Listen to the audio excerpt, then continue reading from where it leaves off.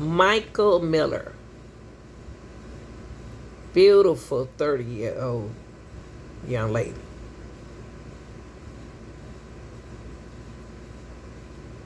This is her 911 call. Welcome. This is your girl, Miss Lanita Gill, the Scoop. We're going to listen to the 911 call, text messages, and the FBI statement. Now, we're going to get into what really happened to this beautiful young lady, okay? And we're going to break it down, okay?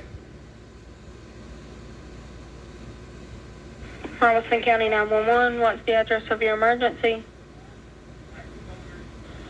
Hi, are you able to trace the location of my phone? Let me see. You don't know where you're at?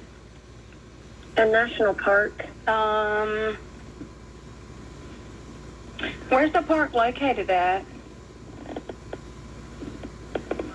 In Bear Bluff. See, she don't even know where she is. Let's see. She don't even know where she is. I have my location on, I think, on my phone.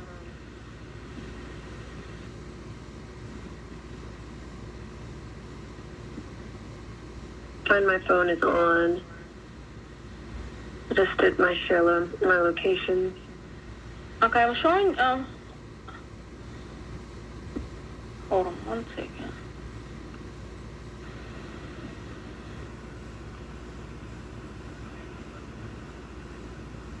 I believe somebody with her.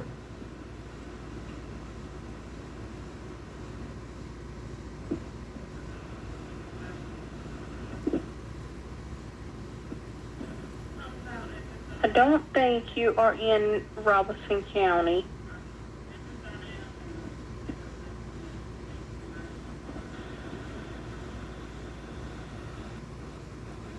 Yeah, the Lumber River State Park. Yeah, that's where I am. Okay. Tell me what's happened. I'm about to kill myself, and I just want my family to know where to find me. Okay, ma'am. Just listen to what I'm saying, okay? Let me make sure I got the exact location where you're at, okay? Just 1 minute. Okay, y'all. This is the Lumber River State Park where Michael Miller was located, was calling from. Okay, to be honest with you, she didn't even know where she was. Because she said, she didn't even know where that park was, like she'd never been there before. But let's turn our attention to this video. And shout out to NEWSNATION, okay, and COURTTV for putting this video out here. Let's look at this and let's break it down, okay? Deep inside Lumber River State Park, after an extensive hike and through a stretch of knee-deep water, is this desolate backcountry where authorities say Mica Miller took her own life.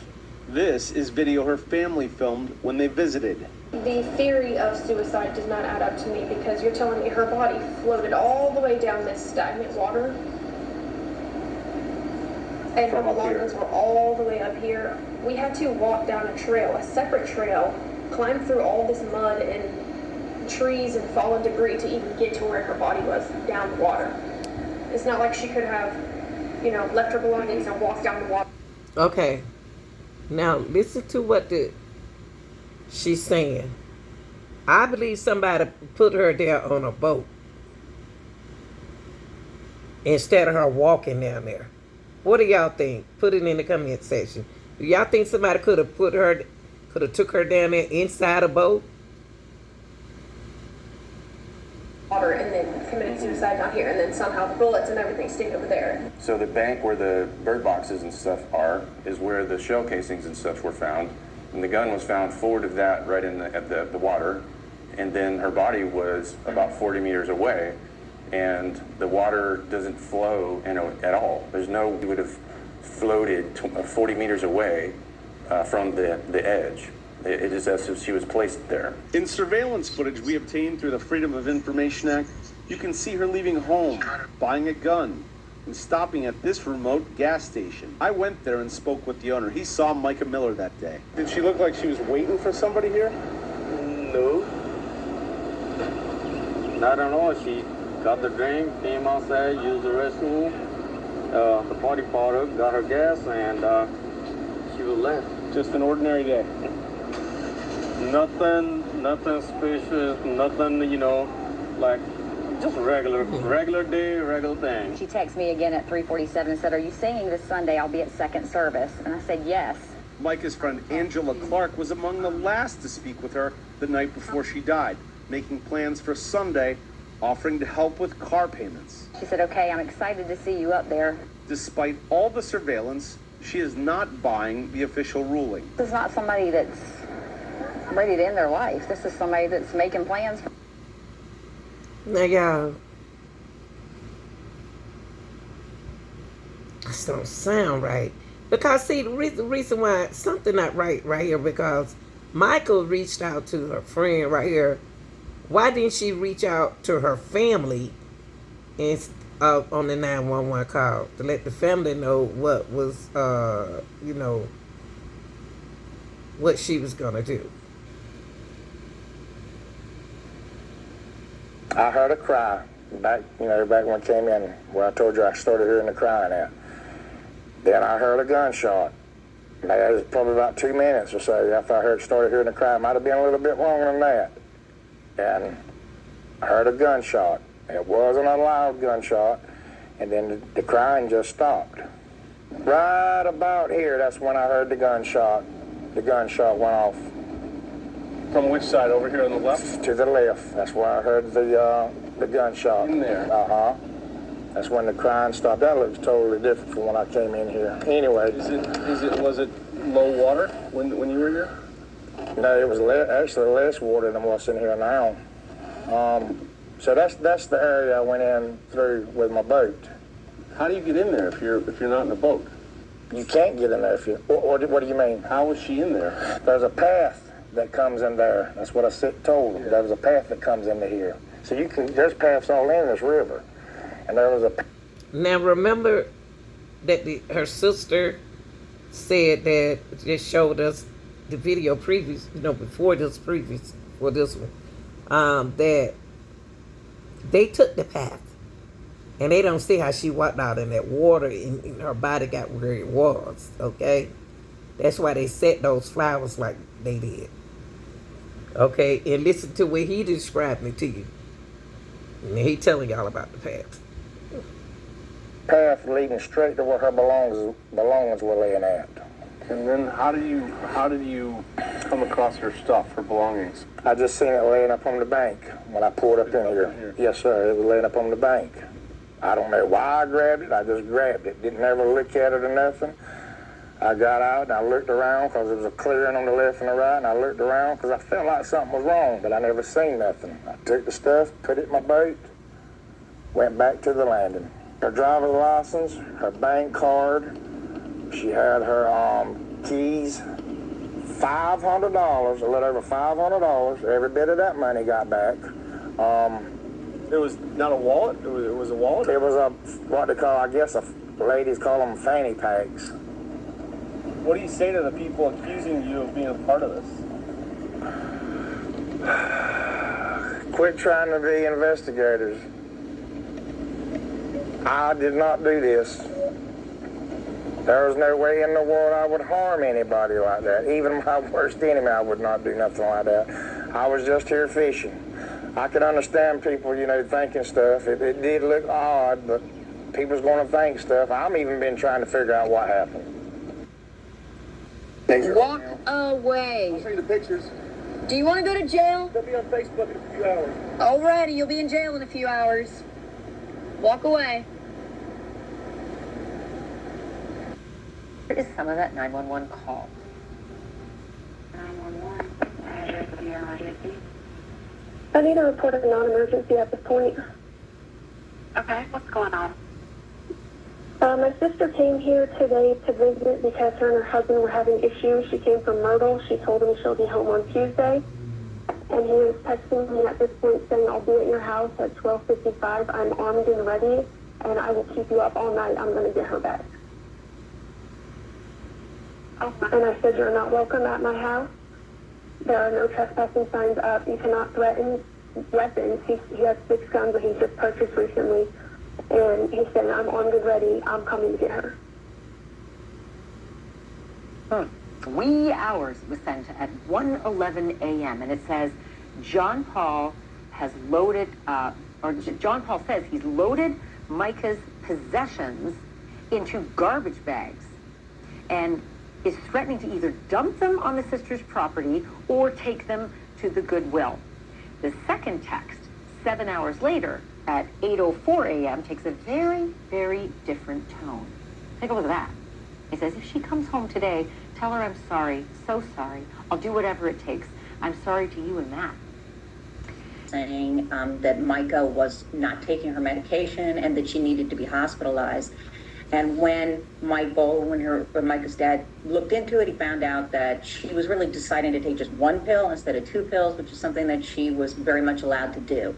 So he found at that moment and throughout a lot of their interactions that, according to him, John Paul was exaggerating a lot of things and making up things so that he could, in fact, get Mica hospitalized against her will. It was John Paul who admitted to her, who signed the paperwork. But he showed Mica a document, and this is according to Mica's dad, but there was a document that he had shown also to Mica's father that showed that the power of attorney would be still in Mica's dad's name and also in her brother Nate's name, so that if somebody had to get her out of there, they both had the power of attorney, as well as her husband. That document was never notarized or filed, but it's something that Mica saw. She served on February 23rd. Look closely. You see the customer was John Paul Miller, J.P. Miller, as he's been called. He left that waitress a huge tip, along with his phone number and a smiley face. This was just 2 months before his wife, Mica, filed for divorce. Oh, Lord. The waitress, who we're referring to only by her first name. Y'all, this is one interesting story. I just don't understand why people just can't break up and still be nice to each other. Why something like a tragedy had to happen like this. Now this is the waitress, y'all, that he gave that big tip to. And after his wife passed, he thought that she been young, she looked like the wife. The waitress, when she found out about the wife and they started communicating through text, that's kind of scary there. He got rid of a nice 30-year-old woman, looked like the same age this woman, and looked like favored this woman. But this is the waitress. Text him until that red flag about his wife. Now listen to her, y'all. And then shout out, like I said, to News Nation. Honestly, it didn't really surprise me all that much. I kind of suspected that it wasn't going to be what you would expect from a grieving husband. What did he say? I asked him if anything was new, and he more or less said, yes, lots new, LOL. I'll text later. LOL? Laugh out loud? Yes. There you go, right there. All right. And it's at that point that you said, okay, no more with this guy. Look, y'all. He's sitting up here trying to flirt while after this happened to his wife. Hey, what you doing? Working, I'm training in the bar. Nice. Maybe I'll stop in later. Send me a picture. By this weekend, I'll be able to make you an old-fashioned. Lord have mercy. Here he go. Oh, Lord. And she favored his wife, don't she? Ooh-wee. right? Actually, I was pretty aware of things from the beginning. I had some suspicions. There were some red flags. I did some research before I even texted him, and then after I did, I spoke with a friend of mine whose friend had a very negative experience, a mortifying experience really, with him and his church. What happened? And that's her story to tell. I know that she witnessed some things that were not appropriate and faced some harassment when she tried to speak out about it. So let's go back to, I want to show up that receipt again for that bill. When you waited on him, was he by himself? He was with another man. Okay, and we can see here the bill, he leaves you a $66, no, a $20 tip, is that what it is?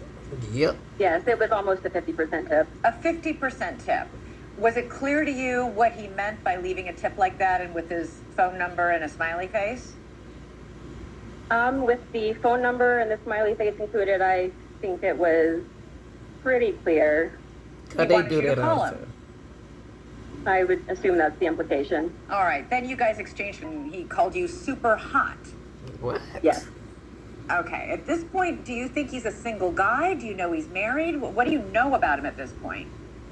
A lot of the things especially after the point that I talked to my friend, I was well aware. I hadn't confirmed everything or all of my suspicions until I talked to my friend.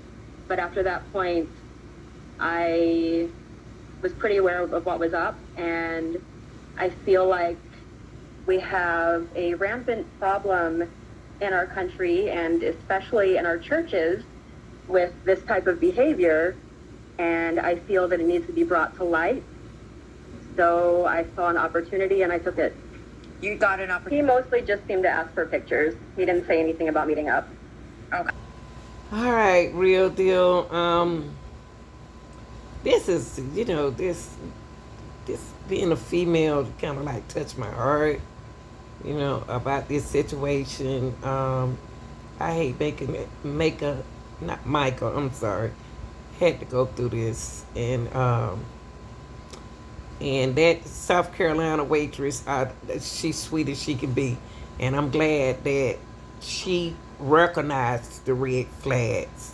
You know what I mean? Just because he gave her $20 tip, he thought that he can get her like that. But shoot, she probably get tips all the time. How beautiful she is. Anyway, the waitress said she was propositioned by John Paul soon before his wife, Michael, allegedly committed S. And shortly after her death. First of all, I want to give a shout out, like I said, to News Nation and COURTTV for, covering this story and where I can get a chance to put my thoughts in here. But I really think that she wasn't by herself when she did that 911 call. I don't believe she was by herself. I believe she was on text with somebody. I believe somebody dropped her off on a boat over there where they found her body at the lake. That's just that's what I think. But I love y'all, and your opinion matter. Your opinion matter in this case, okay? Like, share, and subscribe. I'm out of here, y'all.